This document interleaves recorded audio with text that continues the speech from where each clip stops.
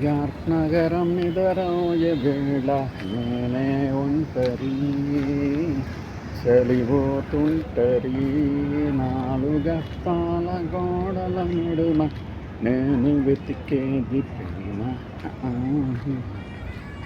ఈ పాట మీకు నువ్వు నేను ప్రేమ సినిమాలో ఉంది. ఇప్పుడు ఎందుకు పాడుతున్నాము అంటే Viswanath and sons super hit అయిన సందర్భంగా. దీనికి ముందే మన సూర్య సినిమా ఇది కరప్పు వీరభద్రుడు బ్లాక్ బస్టర్ అయింది. ఆ సందర్భంగా రివ్యూలు రాసిన వాళ్ళ మూతి పగలగొట్టినట్లుగా అయింది ఆ సినిమా కలెక్షన్స్. చూసే ఉంటారు కదా మీరు, మనం అప్పుడు ఒక వీడియో కూడా పెట్టాం. ఈ రివ్యూలు ఎవరు రాశారు, ఎందుకు రాశారు, ఎందుకు అంటే జగన్మోహన్ రెడ్డి గారితో సూర్య కనిపించిన తర్వాత సూర్యకి వ్యతిరేకంగా రాయటం.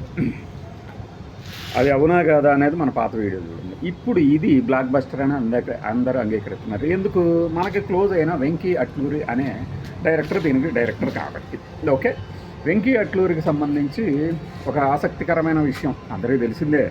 హ్యాట్రిక్ వరుసగా ఏంటయ్యా అంటే సారు, లక్కీ భాస్కర్, ఇది విశ్వనాథన్ సన్స్. ఇక్కడ హ్యాట్రిక్ అనేది చెప్తున్నాం ప్రత్యేకంగా అంటే ఒక బైలింగ్వల్ సినిమా లాగా దీన్ని తీయటం. మనకి సార్ వచ్చి తెలుగు సినిమానే అనుకుంటారు చాలామంది, ఈవెన్ లక్కీ భాస్కర్ కూడా. ఇప్పుడు ఇది కూడా సూర్య గురించి చెప్పాలంటే నేను ఎంత సింపుల్గా ఉంటాడు సూర్య, అసలు ఎంత డౌన్ టు ఎర్త్ అని ఆ సినిమా రిలీజ్కి ముందు ఒక వీడియో పెట్టినట్టుందో గుర్తుంది నాకు. ఆ తర్వాత మన జగన్మోహన్ రెడ్డి గారిని కలిసిన తర్వాత సూర్యకి సంబంధించి కొలీగ్ ఒక అతను ఏం సినిమాలు చూశారు అని, నీకేం తెలుసు అంటే అతనికి ఈ మధ్య వచ్చిన సినిమాలు సికిందర్లు, 24లు, ఇంకా 7th సెన్స్ ఇవి చెప్తున్నాడు. బాబు మాకు శివపుత్రుడి నుంచి తెలుసు, శివకుమార్ గారి కొడుకు శివపుత్రుడు. సరే భలే సరిపోయింది కదా టైటిల్ కూడా. 6 మనకు శివాజీ సినిమాలో డైలాగ్ ఉంటుంది, వివేక్ చేత ఇప్పిస్తారు, 6 తర్వాత 7 రా, శివాజీ తర్వాత ఎవర్రా అని.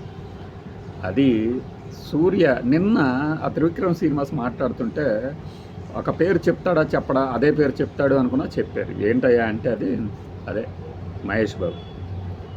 ఇద్దరు విషయంలో మాత్రం వయసు వెనక్కి పరిగెడుతుంది. అది ఒకళ్ళు సూర్య, ఇంకొకళ్ళు మహేష్ అని. అదండి విషయం. అలానే వాళ్ళకున్న సింప్లిసిటీ గురించి అంటే ఇదంతా నేను ఎందుకు చెప్తున్నా అంటే Viswanathan and Sons block buster అయింది కాబట్టి దానికి ముందు ఉపోద్ఘాతంగా మీరు దీన్ని తీసుకోండి. ఒక ట్రెండ్ ఏమిటా ట్రెండ్ అంటే తమిళనాడులో తెలుగు వాళ్ళ హవా.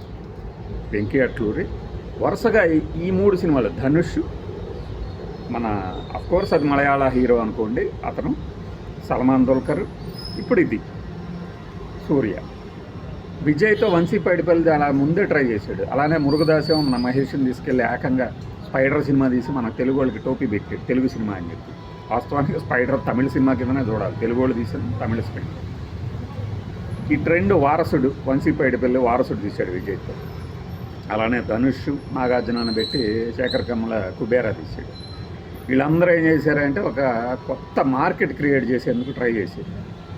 పాన్ ఇండియా పేరుతో మనం చాలా డబ్ చేస్తున్నాము, రిలీజ్ చేస్తున్నాం, కానీ నిజంగా క్రేజ్ ఉన్న హీరో ఇప్పుడు విశాల్ చూడండి, తెలుగులో విపరీతంగా క్రేజ్ ఉంది ఒకప్పుడు, ఇప్పటికీ ఉంది కాస్త పూస్త. అతనితో డైరెక్ట్ తెలుగు సినిమా దిగలేకపోయారు, బట్ ఒక బైలింగ్వల్ సినిమా తీసి వదిలితే అలాగా ఒక కొత్త మార్కెట్ క్రియేట్ చేయడానికి ట్రై చేశారు. ఇప్పుడు వెంకీ అట్లూరి సక్సెస్ అయ్యాడు అందులో. అనిల్ రావిపూడికి కూడా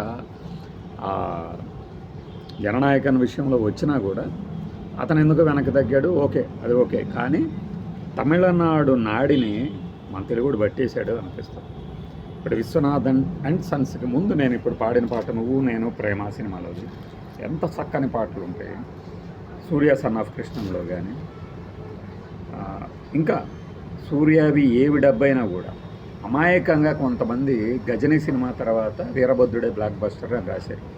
నేను కూడా ఆలోచించకుండా నిజమే కదా ఇన్నేళ్ళు అయిందా ఒక హిట్ లేక అని. మధ్యలో వచ్చిన సింగం సిరీస్ ఏంటి మరి, సింగం ఎన్ని హిట్లైంది, ఎన్ని సిరీస్, ఒక ఫ్రాంచైజీ మోడల్ రావచ్చు అని ఒక యాక్షన్ సిరీస్తో ప్రూవ్ చేసింది అది కదా.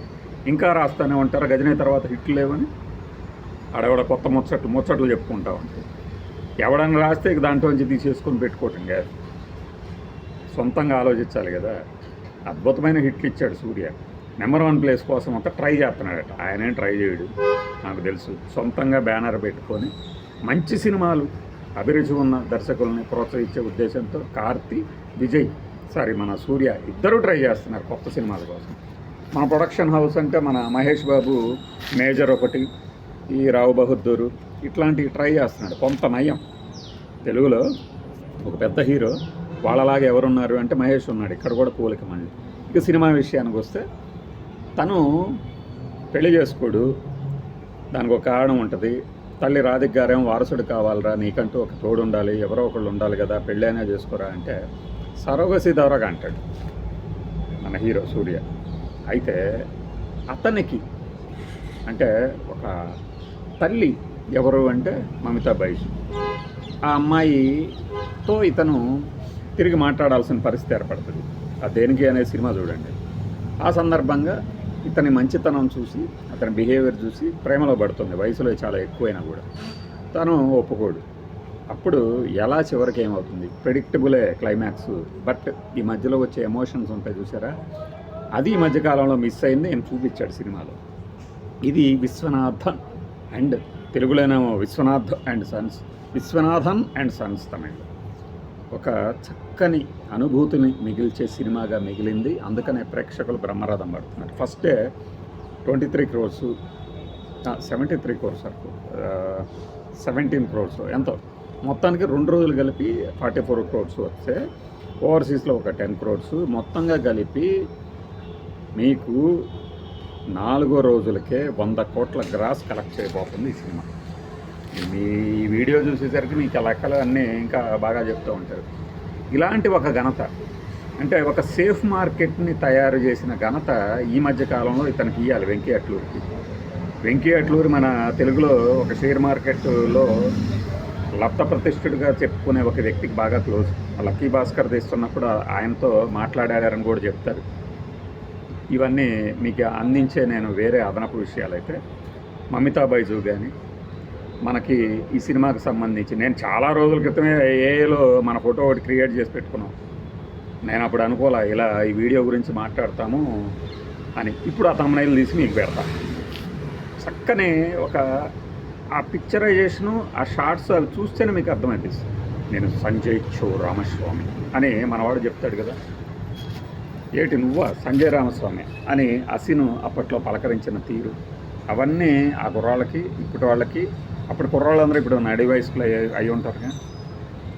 అదొక ఫీల్ గుడ్ క్యారెక్టర్, ఇది ఒక ఫీల్ గుడ్ క్యారెక్టర్. నేను చూసిన తర్వాత ఖచ్చితంగా నేను చెప్పింది నిజమంటారు. ఇది నేను ఈ సందర్భంగా మీతో పంచుకుంటున్నది. అలానే తెలుగు సినిమా దర్శకులు కొత్తదనాన్ని, కొత్త దర్శకులు ఇతర మార్కెట్లో కూడా ప్రవేశించి ఒక న్యూ ట్రెండ్, ఒక సక్సెస్ఫుల్ ఫార్ములాని, హిట్ ఫార్ములాని చక్కగా బ్లెండ్ చేస్తున్నారంటానికి ఇది ఒక నిదర్శనం. భవిష్యత్తులో ఇంకా రావచ్చేమో ఇట్లాంటివి. ఎనివే మీకు సినిమా చూసిన తర్వాత నేను చెప్పిన అంశం కరెక్టా కాదా అనేది అభిప్రాయాలు పంచుకుంటాను.